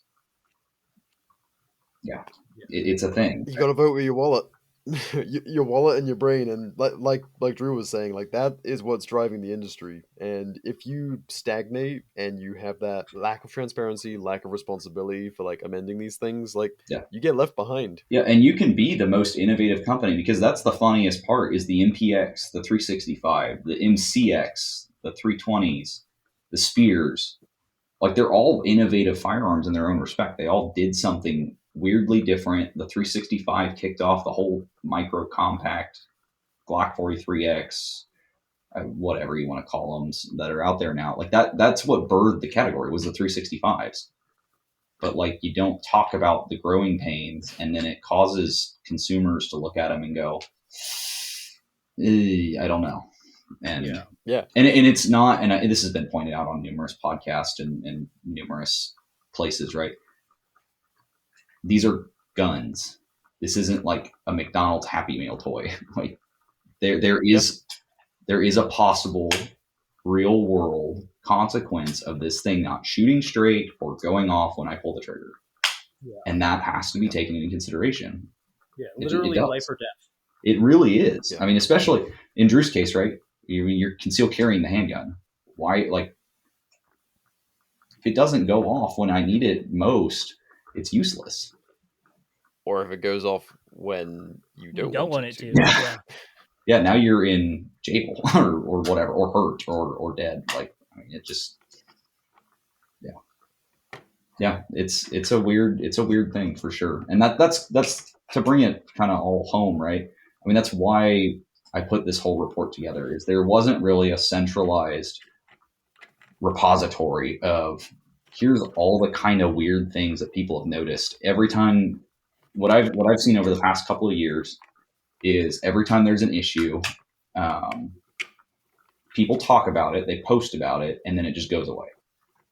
And then we don't hear about it for 6-8 months, and something else happens, and then it comes back up again. Or Ben Stoker posts another exploded Sig, and then people are like, Sig's got problems. Like, right, there's things out there that will bring this back into circulation, and then, but nobody like keeps tabs on the history of it. And so that's kind of what we wanted to do, was just aggregate known issues over the past several years into one centralized location, so that anybody can look at it and go, just look for yourself, read the documents, keep an open, keep off the rose colored glasses, right? Try to look at it as, what information is being put out there, what's Sig's perspective on it, what's the lawyer perspective on it, what's my perspective, and then just make a judgment call for yourself too, right? If you still carry the P320 or whatever afterwards, that's your choice. I mean, it is, but just, I mean, look at it. The information's out there. You can't hide from it. That's the biggest thing, right? And we've talked about it. You can't deflect what's already out there. Yeah. One of my favorite comments on, or I think it was a meme, but it was an accurate meme responding to this Sig thing. Like, at the end of their statement, as we read out, they go, "Today for 6 hour it ends," and someone responded going like, "We tell you when it ends," and like, or it doesn't end until we say it ends, which is completely fair. Like, you have customers. Just because you have grown fat and happy off of government contracts doesn't mean you get to completely do away with transparency and like skip that step. Like, the general public will still review your work, because we are not a less valuable customer than the military, the government, law enforcement. Like, people have been injured while carrying SIGs. Yeah. That is up to the courts to determine if it is SIG or the user's fault. As I have multiple times. Yeah. I mean, just look at, there's settlements out there. I mean, and Sig kind of pushes that aside, I think, too, and dismisses, like, we've won all the cases. Well, okay, did you win or did you pay them? Right? Like, yeah. Like, you settled and you've paid out millions of dollars to wounded, potentially like I mean, I don't want to go by. I don't know what the exact definition of a disability is, but to me, like any kind of lessening in your ability, like an unnatural lessening in your physical ability, that's a disability. You know, like if you have a gunshot wound to the leg and you can't run or climb or lift like you used to, you have a disability. Yeah, or take care of And your family, your kids. I mean, provide the same way. I mean, they're again yeah, real world possible consequences that haven't been previously addressed yeah. and are And so now to say that 100% dismissed. Yeah. yeah, that we win in court every time, Yeah. great, fantastic. What does that mean? Like this statement was just so obtuse, which, again, it's why we're here discussing it. Like this has just been something that most people have just kind of let slide and just let accrue with no place to come back to and be like, where are we at with this? Yeah. Yeah. Because if it's like the response has so far been like, if we don't address it, it goes away and there's never any consequence. There's not a real consequence. Like there will always be another customer. There will always be someone who keeps the lights on for us, and we do not care about the negative opinions. Like we have enough credibility that we'll just ride on ignorance and the goodwill that brand loyalists will give us. There's another contract out there. I mean, that's Yeah. yeah. No, it's So definitely odd, but we can only do so much, and part of that is just put the information out there and let people decide for themselves. I mean, people are decently smart enough to look at things and go, yes, no, and here's why. But they have to have that yeah, information readily available to them, and finding that sometimes can be challenging, right? Like for me to go out and find all this stuff, like I knew how to look for things. I knew how to query Google and other search engines to make sure that I was looking for stuff. Like I knew what I was looking for, and I've been in this long enough from a consumer, whatever you want to call my non-position of, like I've seen all this stuff before. It was just a matter of like, oh yeah, I remember this long time ago. Let me go try and dig for it. And people again that aren't that into it or aren't looking for it, they're not going to find it, right? Because it's hard to find. Some of the stuff is like buried. It's out there, but it's just you got to know what you're looking for. yeah. All of this to say, like, we're not trying like Art and War is going to put Sig out of business. No, The God, DoD no. has made sure they will outlast our great great grandchildren, but whether we like it or not. But I want, kind of as we've discussed, continuing, anyone who's providing tools with such a high level of severity to their use, like I don't care if it's Taurus or High Point or Glock or Sig. I obviously High Point, they have reduced themselves to somewhat of a meme, but some people, they don't know any better. They saw something that fit their budget and they went out and purchased that because they, maybe from their position in life, that is the only thing they can possibly afford to protect themselves. That is a really serious responsibility that High Point every day, they step up to the plate and say, we can defend you on the daily. Now that is between them and their god and their conscience on the function of those firearms, but they step up to the plate and say, we can provide that for you. There's a loaded conversation to go with that, but every single company that steps up to the plate and doesn't, it's one thing to say this is a fun range toy, this is a goofy gun to go and blast trash with, but if Yeah. you're saying you can carry this and depend your life on it, whether it's in the line of duty, in your daily life, whatever, defend your family, Yeah. defend liberty, there is a very very serious understanding between the company and the consumer. Yeah.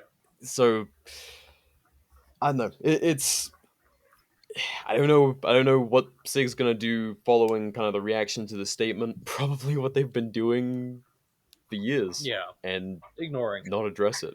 Yeah. Yeah. I think, and this kind of comes back to what we said near the beginning, where there's a lot of people that we know and like at SIG or industries related to SIG. I think that this isn't like, please don't listen to this and be like, yes, SIG is evil from the ground up. Like, they are a large company. This is just like the cost of being a large company is eventually toxic leadership decisions would make their way down the pipe. Like, decisions like this usually are top down. I don't necessarily think everyone who works with or carries or works for a company that has a spotty track record should be demonized. Normally, these problems are kind of cultural and they start at the top. And hopefully, one day, with a change of leadership or otherwise, that would change. Yeah. And like Absolutely. we all talked about beforehand, like we all want these things to work. I Yes, love the MCX platform. It was the Virtus. If they had just fixed the weird shift issue in the rail, like that would have been super cool. And it didn't happen. I mean, it didn't. And this, like I want these things to work. I think they can work.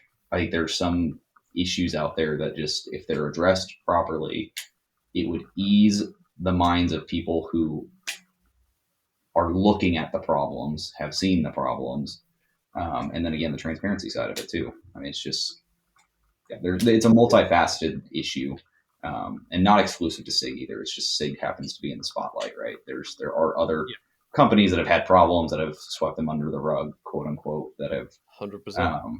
Not addressed things. It's just life or death possible products tend to earn a certain reaction when they do that. So They deserve a visceral reaction. If you are not meeting the bar, and like we've discussed, it's not even like that we're saying every single one of these firearms that has experienced faults, like every single one of them is a write-off.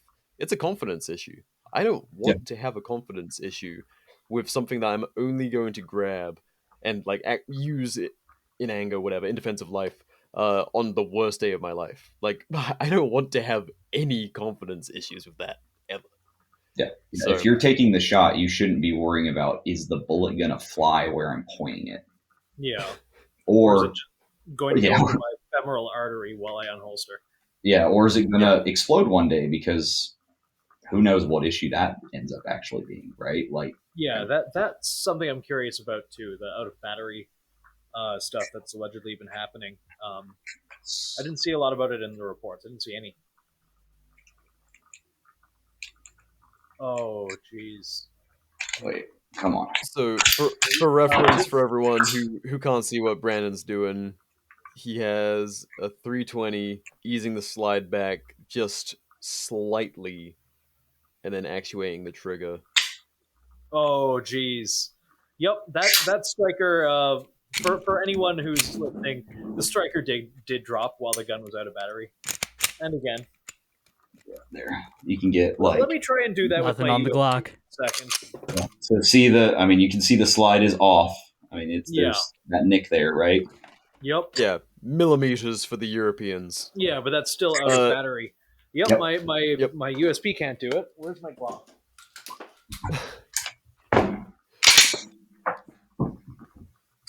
And ladies and gentlemen, it's that time of the show where everyone. All right, I got the 365. Let's see. Okay. Nope, 365 won't drop the striker with the slide pulled back. Likewise. Yeah. So if you have an M17 or M18, where the rear of the safety goes into like the second or the first, like, I guess, nick in the slide groove, whatever you want to call the actual things. Pull it back just a hair so it's right at the second one, and then it does it. Yeah, that's crazy. On the 365, it was the thinner triggers that are like the resolved ones, right? I believe that is the case, yeah, because mine still has the wider one. Yeah, because that's my understanding of the 365, like kind of where it's at. That was the the fix is the skinny trigger model is good? Question mark.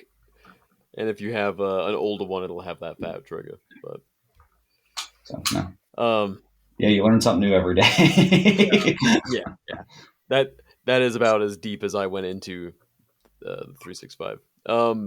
Before we start to get out of here, gentlemen, is there anything else we need to kind of put a bow on? Anything else we need to discuss? No, I mean, like I said, this stuff's going to be out there publicly.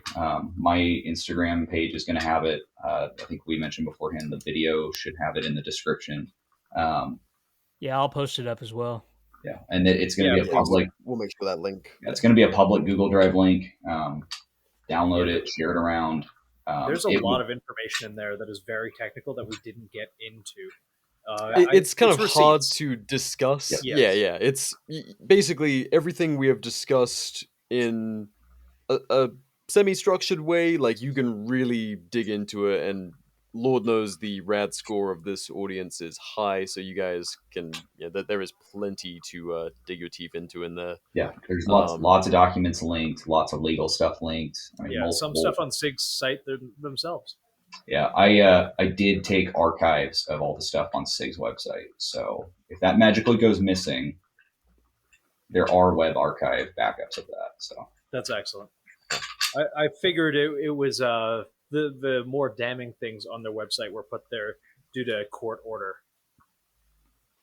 I doubt they'd put that up on their own volition, but we'll see what happens. yeah, and But like we said, worst case scenario, we talk, people listen, nothing happens, and we circle back on this in like 6 months when it comes back up again in the news cycle. Yeah. Let's assume for a second Sig does listen. If each of us had one thing to say to them, what would it be? I mean, to start with, I would say like any rep from Sig is 100% welcome to come on the show. If one did come on the show, I would like you two guys to be there to openly discuss the issue.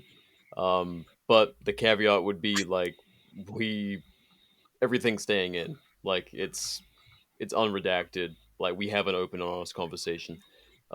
They are completely welcome to come on the show. It's not going to be gotchas. Like No, God we no. would love to have a genuine conversation, but my concern with that, we saw James Reeves' video interviewing the SIG rep, and the utter denial from them is really concerning, and like doing so in a way that is like fairly insulting to the consumer's intelligence and like kind of laughing it off. I would say to Sig, like, if you guys attempt to address this again in any kind of public space, like, please do so with some humility and honesty and transparency. That is the only way this industry gets better and is something that anyone involved can be proud of. And right now, we're like Drew said earlier, this industry has come such a long way. We are making fantastic strides in transparency and people, calling people out, the consumer actually getting what they want out of companies and people ignoring that, going the way of the dodo. Government contracts really artificially put their fingers on the scale on that, and a lot of people will outlast bad public perception. But if Sig wants to be part of the solution and on the right side of history, like they need to take accountability. They need to fix problems where they are, and start making things right. But I'll probably just have a cease and desist. Yeah. All of my office. These decisions do come from the top, and the best predictor of future behavior is past behavior. So Quite right. We'll see what happens. Maybe there'll be a change in leadership. Maybe there won't. There have been a lot of scandals and a lot of stuff, and it does seem who was they're fairly high up in SIG, and they were partially responsible, allegedly, for the massive drop in quality control at Kimber. I'd have to look. Yeah. There is a guy I will publicly call him out because he put really good videos up on YouTube. But Portra Band, PROTRABAND. He talks a lot about the issues that we talked about. He's got a lot of the same articles linked, a lot of same legal cases, but he also specifically went into some of the like people problems, and that was something I left out of Intel stuff because I wanted to focus more on the gun. Yes. Yeah. But it's one of those, you got to at least take it for what it's worth. Yeah. My personal thing would be the citizens defense industry is just as important as the DoD, if not more important in some regards too, because there isn't some of the accountability issues or processes in place for things that could go wrong. And, if things have problems, just be open and honest about it. That's it. Yeah. People will respect you. Yeah, people will respect you. It's that easy. Yeah. Often the easiest solution is the simplest one. It's also usually the hardest one, but Yeah, I've got a very simple solution. Sig, if you're listening, give your engineers way more money and way more breathing room, and a lot of these issues, I'm sure, will resolve themselves. Yes. And take their advice on things. Maybe don't get min parts made in India. Oh, we didn't even talk about that, huh? yeah, Yeah. that's a whole nother issue that, made in USA stuff versus abroad. Yeah. Because everyone's seen the SHOT Show videos of the two guys from the India factory that had all the SIG parts on it. It's like, again, it's raising concerns and questions in consumers' minds of like, okay, how many other parts are outsourced? What's the quality control issues? Yeah. Is every batch tested? Is everything X-ray? Like they don't know. Yeah. What don't we know? Do you mind if I ask? I did not see that SHOT Show video. Yeah, I would. Gosh, it wasn't this recent SHOT Show. I'll have to go find it. I think it was TFB TV. I'll have to go find. Yeah. Drew, do you know where that's living on the interwebs? No, I do not. I've seen the video though. What happens in it? It's two guys at like their booth, and they talk about other manufacturers that use them as OEM, and it's like very clearly SIG parts. There's an optic body that's clearly SIGs. And then also, if you look at the back of some of the small parts issue that you can, like the small like sear components or like trigger bars, it may not be trigger bars specifically, but there are some small part components with P320s and other guns that specifically say on the back made in India. You actually turn the plastic wrapping over, that's what it says. So, funny enough, I was in East County Guns the other day, and they had a bunch of OEM SIG parts, and they were labeled "Made in India" on the plastic packaging. So I'm guessing. Do we know when they made that transition? Must have been recently. Because I remember I think I only saw it this year or late last year, but I am hardly the one who's 100% up to date with SIG. They must already be spooled up because there are.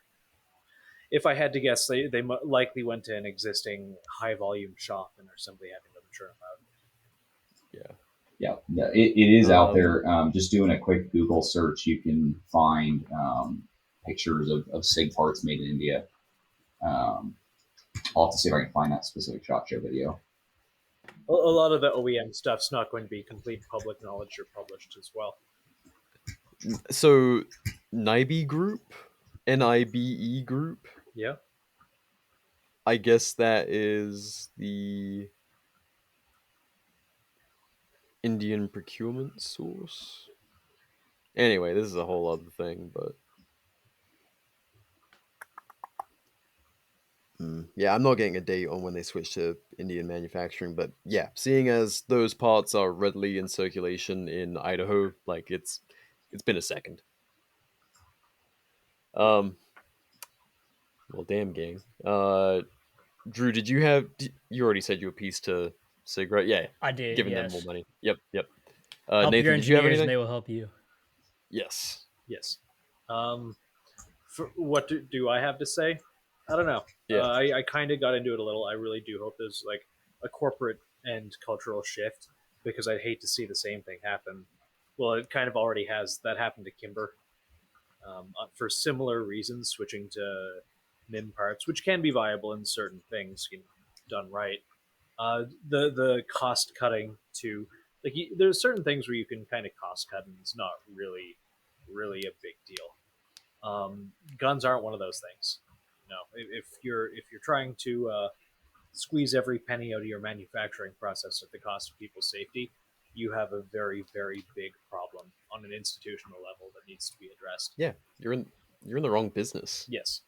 And for the prepared citizen or the military and law enforcement industrial complex or whatever you want to talk about, you can make that argument for anything. And I really do think the person who straps this on every day for the worst case scenario shouldn't have a non-0% chance of the gun going off in their pants.